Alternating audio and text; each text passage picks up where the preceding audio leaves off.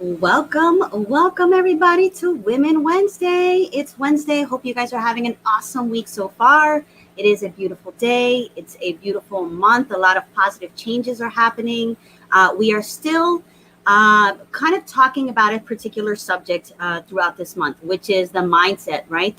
Our mindset as we approach this year versus last year, and within the Latino community specifically, because this is being aired on our Facebook group, on YouTube, and on LinkedIn on my personal page. So our Facebook group is United Latinas Networking Group and our United Latinas YouTube account. But we're also live on my own personal page. So I hope you guys are tuning in. Please feel free to comment and let us know where you are joining from. But today, I wanted to talk about and bring someone on that we're going to kind of start these conversations more and more on mental health within the Hispanic and Latino community. This is a very critical subject and something that needs to be discussed more and more of. And for those of you who don't know, I am your host of Women Wednesday, Sandra Noemi Torres, and the founder of United Latinas, an organization created to help more Latinas become leaders, highlight more Latina leaders, and have better representation out there and show up at more tables. So that is the goal. That is the impact that we want to make. And with that, I want to introduce our first guest. But before I do, I want to kind of quickly talk about what led us to this particular episode today.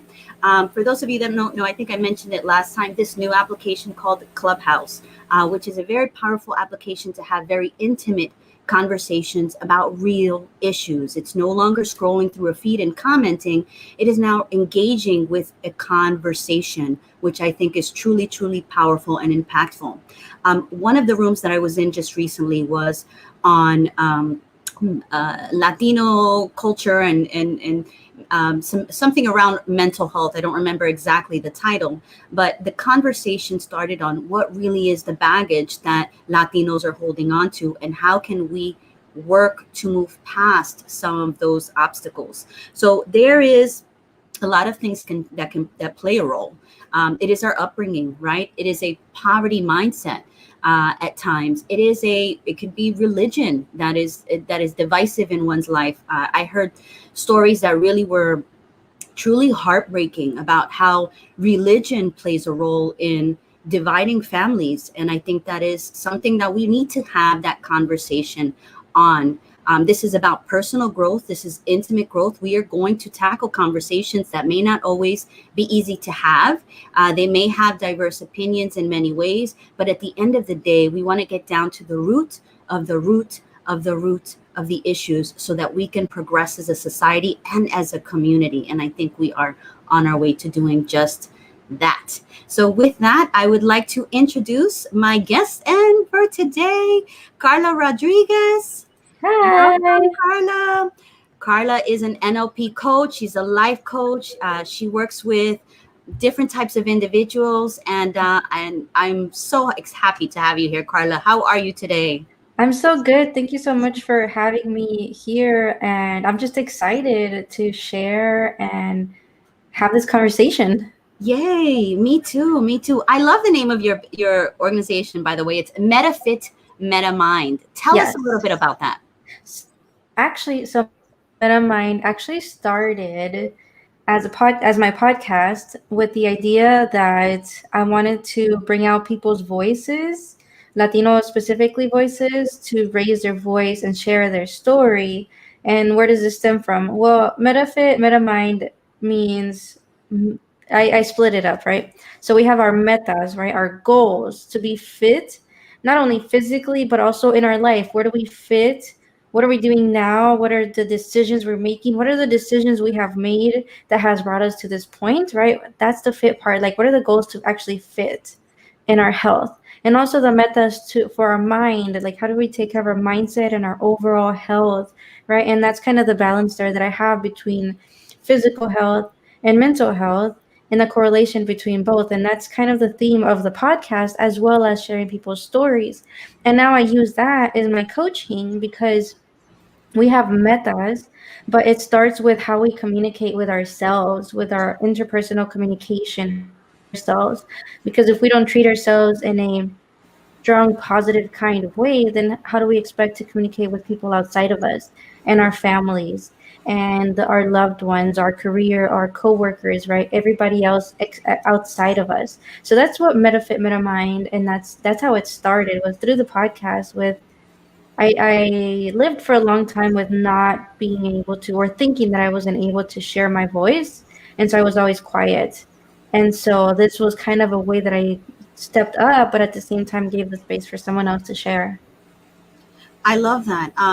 Sometimes through our circumstances, we decide that, this is something we want to share with others, and we don't want Mhm. others to go through, and we lead ourselves into that career. So I am an advocate for mental fitness or physical body Mhm. fitness and how it correlates with mental mindset. Yeah. What are your thoughts on that? What have you found? So I lived with anxiety for a long time, not knowing what it was. Growing up, I finally discovered that I had anxiety and living with it. And a lot of that also had to do with my physical health. At 17, I was diagnosed with an autoimmune disorder. At 25, I was diagnosed with a genetic disorder, but now I'm healthy. And it makes you wonder, how are you healthy, right? You were diagnosed with these disorders, conditions. So how can you say you're healthy? Well, it correlates so much because when with my first diagnosis, I was given steroids, so I gained a lot of weight. I went up to about 151, 152 pounds, being 5'1", which is a lot for a short girl like me. And so during that time, I felt all these emotions that I didn't understand. My body was hurting. I had like knee pain sometimes, or a lot of headaches. I lived with a lot of headaches actually growing up. And a lot of that had to do with the way I ate. So my physical body was not okay. And as a result, my mind was feeling that as well. So I just had so much exhaustion in my life, and so much sadness, and so much holdback of the feelings and of the words that wanted to come out that couldn't at the time. So that is super important to understand, that it's a balance between both. And since I'm a hypnosis practitioner as well, you learn that our body is a robot. So what our mind tells our body does. And so there is a balance right there between our mind and our body, or mental and our physical health. Yeah, I love that you brought that up because it's so many people don't think that, the gut brain and the mindset, like our gut is literally connected to Hmm. our brain. So what we consume and even physically what we do all affects how we think, how we feel. Depression can, I mean, this past year 2020 has been, so many people are dealing with Yeah. depression. It's been increased, and people are home, people are Yeah. sitting on the couch, people are trying to function, people have lost their jobs. So there's many reasons for that to happen. But it's like we have the ability and the potential to really tap into who we are and Hmm. work on some things to really change even how we perceive and approach the things, Yes. those things. Yes. What are your thoughts on that? So the way we perceive things is kind of an interesting topic or conversation, because we all perceive things in such a different way, where we can all experience the same thing yet experience completely different things, because our mind filters those experiences in such different ways. And in NLP terms and NLP, we talk about there's ways that we filter, where we delete, distort, and generalize experiences, right? And so our perception can be so different from person to person to person. So that's my thought on that is, and I've learned a lot of flexibility with communicating with people, because I've finally came to the understanding that we all communicate in such different ways. And if I were to come back to our heritage or Latino community, it's something that we don't fully understand yet, that we don't all think the same, right? You were talking about our upbringing, the mindset of poverty, our mindset of religion, our mindset around wealth, right? And the ideas behind that. And we all perceive it in so many different ways, that it's such a huge conversation that needs to be happening more. Yeah. Yeah, and on that, like when we spoke last, like the conversation was on like the, you know, in all platforms, right? But Mm-hmm. how we really decide, because self-awareness is really acknowledging what is going on inside of you, Mm-hmm. and like paying attention to it, catching it. Yes. Oh, what is really happening right now? Let me take an Mm-hmm. inventory of what I'm going through. And Mm-hmm. if you sometimes realize, like, it's easy for us to make judgments of others. You can look at somebody like, oh, okay, they're this person or that person, because innately we have a initial thought when we see Yes. somebody. And so many times when we feel empathy for somebody, or like, ay bendito, like they're going through this and they're suffering, we can like put ourselves in those shoes, right? How Mm-hmm. often when somebody is angry and maybe like, going through something and maybe acting in a specific way, do we say, let me try to put ourselves in our shoes? Granted, not every time we can, but there is something Mm-hmm. inside that person that we could say, you know what? When are the times and moments when I'm angry? Yeah. What makes me angry? And Yeah. maybe I don't think I'm angry because ego tells us, oh no, Yeah. you're okay, you're good, but they're, It's just them. it's just Mm-hmm. them. Yeah. But Mm-hmm. if we took the time to say, they're angry, but hold on, do I ever act like that? Do I Yeah. ever come off like that? Do I ever, like, maybe, do all of these things to maybe impact others in a negative way? Like, that Yeah. is self-awareness. We are aware of how we are, what makes us tick, and how we relate to others in that process. Yeah. Um, Something that's pretty much it's something that perception is projection is basically what it is, right? What we perceive is somehow being projected to us. So how is it in our life, as you said, to bring that awareness? When is it that we act angry in this way, right? In what situation in my life? Maybe it's not in the same situation, but when do I act or behave in this specific way in any other area of my life, right? I've actually had a lot of projections that I've been working on, uh, that I went through already, that is coming back to me through my clients, right? And it's not a punishment at all. It's just, wow, I went through this, and I know what I can do to guide this person to improve or get to where they want to be, right? But the projections are there, right? In some way, you're probably a projection of me in some sort of way, right? That here we are talking about mental health, physical health, and to have these conversations. So why is it that we both had to meet, right, to project each other? And I'm not saying because we're on camera, but we somehow are projecting the importance of this conversation and this topic. yeah, absolutely. Someone just wrote, and I can't see your name because it's not approved, but the minute you get angry is the minute you've lost. And yes, that Mm-hmm. is true. But that doesn't that doesn't negate the fact that sometimes we do get upset, even if we keep it in, right? And What are your thoughts on keeping that stuff in, and how to let it out in some form, right? Because we are Mhm. expressive. So Yeah. So it's an interesting comment because do we really lose, or what can we learn from that anger to let it go? And how long has that anger happened? And how long are you willing to hold on to that anger? Now, maybe if you think about it as you lost because you choose to hold on to it, then you may want to ask, well, what do you gain from this anger as well? Because sometimes people have secondary gain from feeling these feelings, where an example is military veterans, right? And I'm not bashing my husband as a military veteran. They have PTSD, right? And it's something that can be at some point healed and let go of. And I know I may probably trigger some people, but it's okay. That's what I do as a coach. I trigger you on purpose. Is what do you have to gain to hold on to the PTSD? A lot of veterans get benefits. That's great. You're taken care of. What else do you get benefit from holding on to that feeling of having PTSD, right? Or feeling that you have it, right? And I respect all veterans and thank you all for that. yeah, Or someone, I've had this conversation with my husband, so I'm okay with sharing it. I've asked them, why do you hold on to that anger? And or even with my brother, and they're like, they have this weird feeling of, if I don't let go, then I'm going to be forgetting my brothers. Then that's not necessarily true. So that's kind of a secondary gain for them, because yeah. this is the way they feel like they can continue moving forward in their Yeah. life.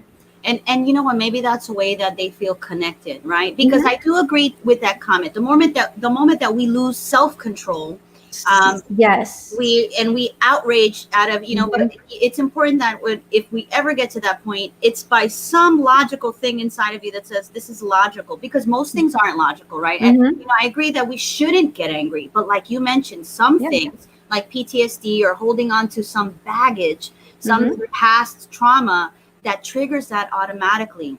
So there Yeah. are two things that we can do. We can, like, maybe somebody is blurting out, and in that moment, like, try to catch ourselves, like Yeah. I always tell people, like, snap your fingers, every time you have a really, really strong That emotion, thing snap coming your up. fingers Mm-hmm. and catch yourself and say, hold up.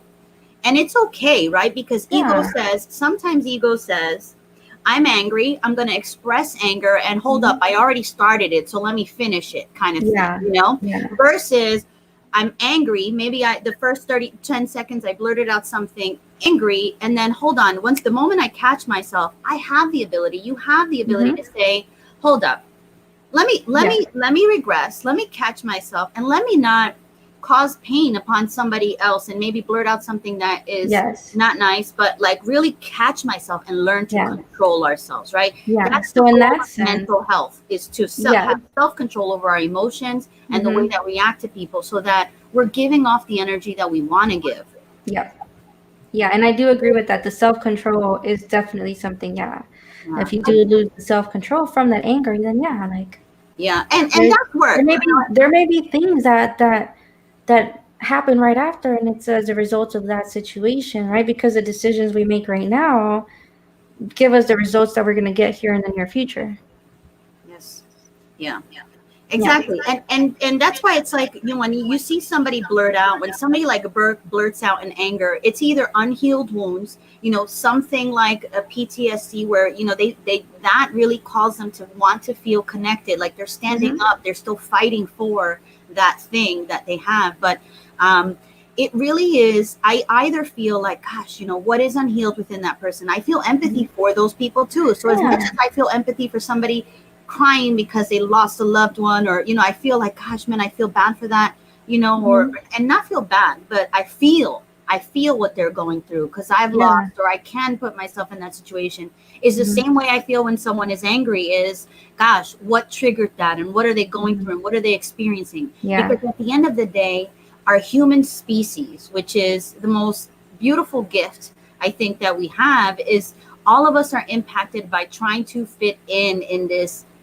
I think really the struggle is trying to be humans, right? I Yeah. think that our spiritual beings are like in this process of trying to be humans, and feeling like we are, in my opinion, like what I believe is we are learning to be, so society has kind of said, this is your playground, and we feel much more potential and much more that we have inside of us, and sometimes it comes out and it showcases itself in so Yeah. many different ways. Yeah. And these ideas of what normal is kind of come up, and that's where the challenge is, right? And I think, yeah, I mean, the emotions are important to feel. It is important to feel them. It is important to notice what those emotions are. And actually, my coach recently told me to be aware of the emotions that come up. And sometimes I forget because I'm so busy doing all these things, right? And I feel all these emotions, but I'm holding them back. And I'm like, oh, I'll put that later. I'll put that later, right? Because again, I am human. And she also reminded me, Karla, just remember and say to yourself, I am human. And then just sit back on that, And it's something that really, that little phrase was like, I am. This Yeah, is true. yeah, What am I trying to pretend, or maybe not pretend, but forget that I am? Is a yeah. simple term of I am human, and it's okay. And so, yeah, so I don't do this every day, but every 15 minutes to 30 or 45 minutes, I'll put an alarm on my phone, and I'll just become aware of the feelings or the thoughts that were happening in that moment. Yeah. Hmm. We got another comment. Anger is a powerful emotion that is mostly born from the negative situations that can be and should be redirected to positive outcomes. Of Absolutely. You course. must train yourself to channel anger. Yeah, Absolutely, Darren. I definitely agree with that. Now, how do we train our mind, right? Exactly. That's the Exactly. You question got next. tips? Yeah. Yeah, and it's a challenging thing. I mean, being Latina, I had no idea that I could train my mind or rechannel my emotions, or realize that I don't have to suppress, because eventually those things would come out. So my mindset changed so much, and I always say, and I'm like, NLP like really changed the way I communicate with myself and how I train my mind to channel those emotions to a positive outcome. As Darren said, was I knew that I can rewire my brain in such a powerful way that now I'm okay with feeling the emotions and I don't suppress anymore. And when I do feel those emotions, if I feel them and they come out, or they want to come out, I'll journal about them, because I like writing. So that's just my own personal way of doing it, is I journal about them. And if there's something about someone that for some reason is making me feel in some sort of way, or maybe I don't like it or dislike it, something I started doing was, especially family, because obviously family doesn't always know about boundaries, right? Is telling them, So hey, that's the I community. I love you, but I don't, like, I love you and I respect you, but I don't respect that behavior. And Mm, it's something they're like, whoa, I wasn't expecting that. yeah. How do Hmm. you feel about these conversations being had in the kitchen table and with family members? Like, what are your thoughts on that? Because I know that that is an issue, right? That we, and Hmm. maybe not just Hispanic, everybody, there's lots of Hmm. tables being had out there where in a family community, sometimes you're not as able. And I think that that is the cycle of life. I mean, some people have really great, family constructs, but for the most part, this is why even as teenagers, we learn to trust in our friends more than we learn Hmm. to trust in our families, because Hmm. our families don't always leave that door open, and that is something that I'm passionate about, making sure that our generation fixes and going Hmm. forward, that Yeah. delivering that openness, because when one feels completely connected to their emotions in a way that they feel that they can express them and control them and manage them, and not in a negative way, right? But Hmm. learn to control the perspective of how we see things, because maybe these things aren't as bad as we think they are, or maybe our specific perspective has ego driven initiatives behind it, Hmm. you know? Yeah, I mean, those table conversations are definitely just out of pure honesty, and coming from my family. They never had conversations like this, right? Yeah. So I've been actually guiding or helping my mom to really recommunicate and redirect the way she says things now, and open up her mind to the possibilities. And so, I mean, it's been my mom and I for a long time.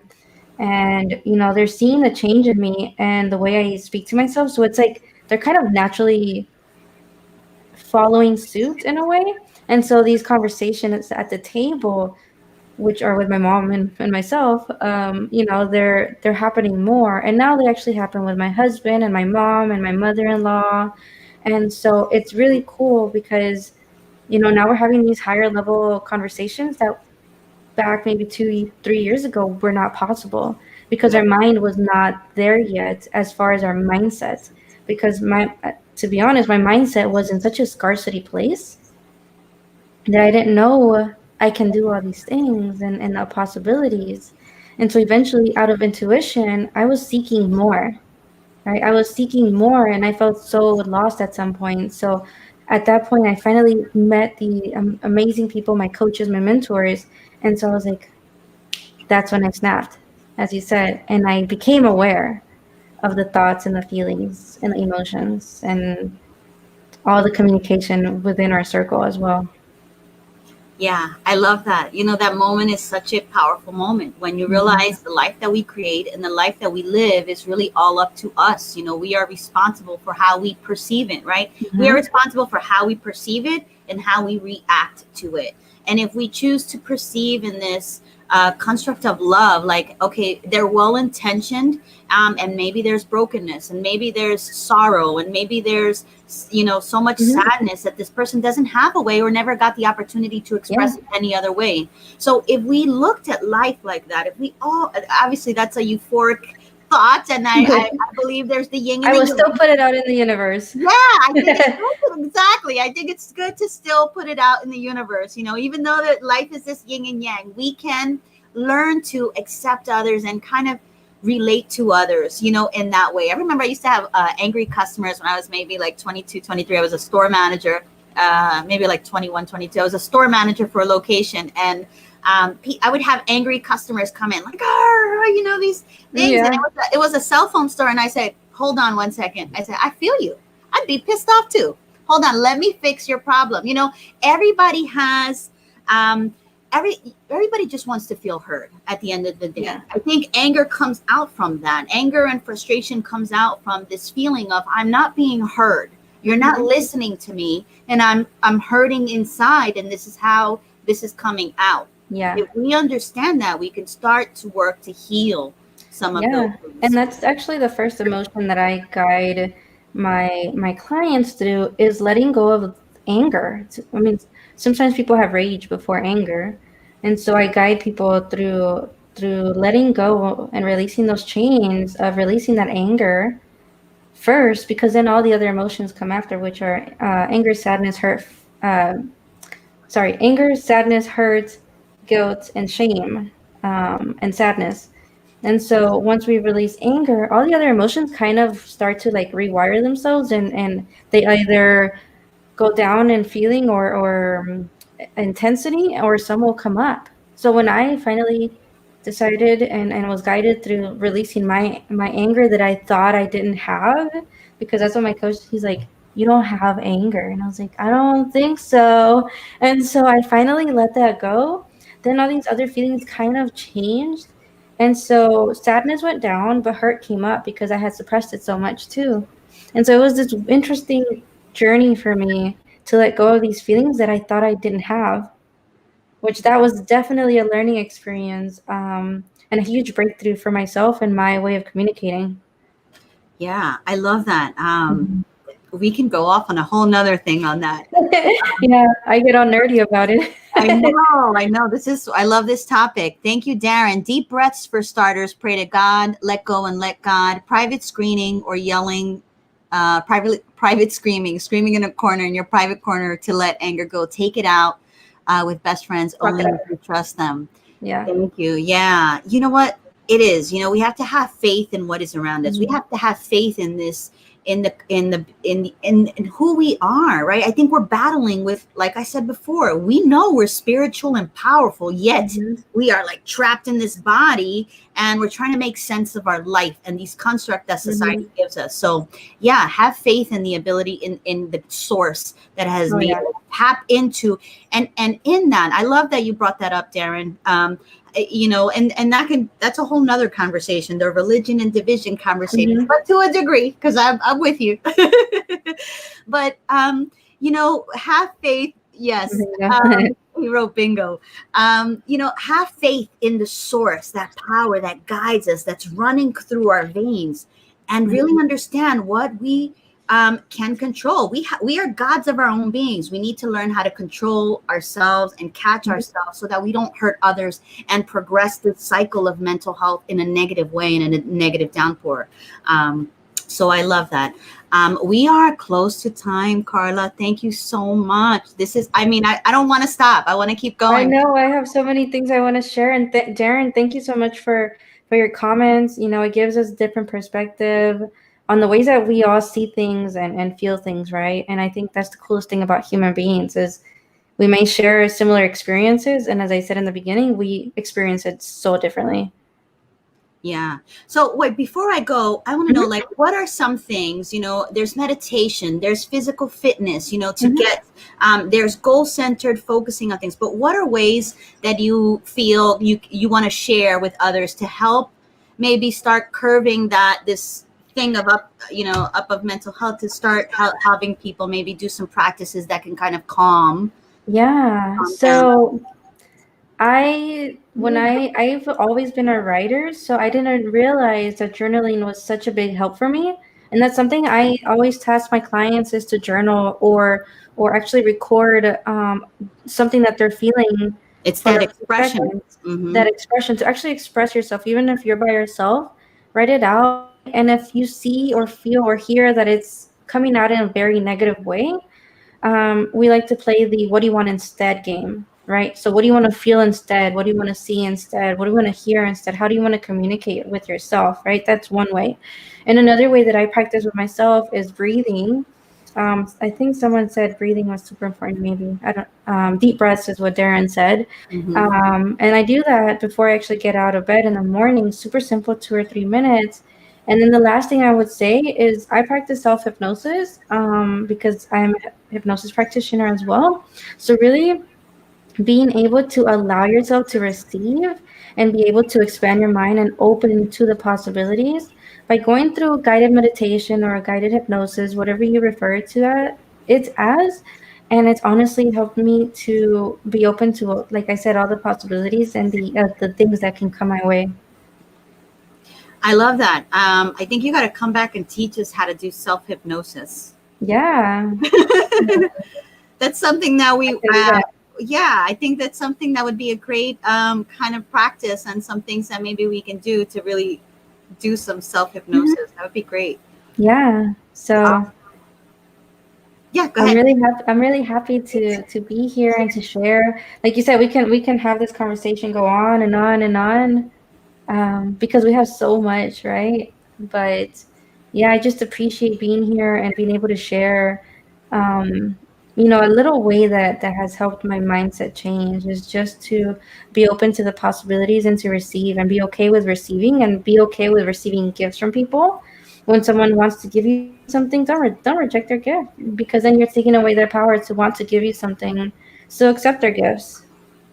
Yeah. Oh, that is it. See, this is the beauty of mental health, and this conversation is that we can. There are so many different. It's a tree that is like has so many different twigs. We want to Mhm. kind of talk about all of them, right? Like, Yeah. there's just so many ways mental health and our sense of self acceptance, our sense Hmm. of self worth relies on, and these are conversations that can go every which way. And I just want to Yeah. have them. I want to put this all out on the table. We would probably be here for 2 hours. If you're on Clubhouse, connect with us. We're both on Clubhouse, but Hmm. definitely we need to do this outside of Clubhouse until Clubhouse is fully open. But plus video is great, to Yeah. have these conversations. So Darren writes, sing a song, do jumping jacks. Let's see, sing a song, do jumping jacks, write the pros and cons, relax and have faith. Your problems with will have solutions. Hmm. Have faith. Your problems. I'm assuming you meant with have will have solutions. Yes. Yep. Yes. Everything is solvable, right? We look Yeah. back. Can you remember what you were stressing about in 2017 or 2000? Like, we often are going through something that's traumatic. We can, and we're like, oh my God, this is the end of the world. I don't know what I'm going to do going forward. And at the end of the day, we look back and we're like, I don't even remember what I was ever mad about, last year or the year before, and all these things. Yeah. Um, so time heals. Time heals. Thank you so much for that, Darren. Karla, I know our time is up. I Yeah. want you to share with people how they can connect with you. How can they connect with Metafit Metamind? Yes. Yeah, you can find me I'm a lot on Instagram at Coach Carlita, on Clubhouse, the same handle. And yeah, those are pretty much my two platforms, or on Facebook, same handle, Coach Carlita. I love it. I love it. Thank you guys for tuning in or for watching this. If you're watching the replay, mental health is a subject that we need to have more and more of, right? We need to understand that is not something that's taboo or people shouldn't discuss. We absolutely should discuss, because there are Yep. so many people, if not the majority of human beings, undergoing some form of self-awareness and self-acceptance and understanding, really understanding who we truly are, what we truly are, and how we really can contribute to this life and leave a legacy behind that moves the ball forward for humanity. And that's the goal at the end of the day. So Yes. thank you Thank you so so much, much. Karla. We will probably continue some more conversations on Clubhouse on this. If you are, I'll share our handles at the bottom, but you can feel free to follow us. You can search me by my name or Karla Rodriguez for her, in Hmm. case you don't have her last name. And thank you, guys. We Thank you will so see much. you next week for Next Women Wednesday. Take care.